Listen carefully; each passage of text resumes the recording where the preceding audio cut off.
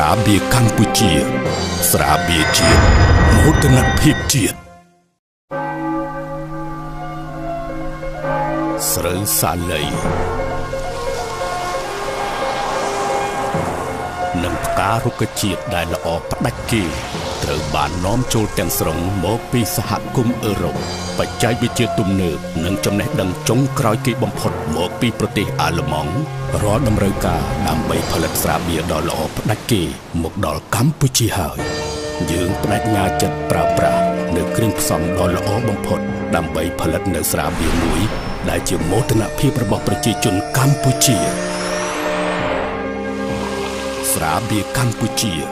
ស្រាបៀរជាតិមោទនភាពជាតិបើពិសាគ្រឿងស្រវឹងកុំបើកបរ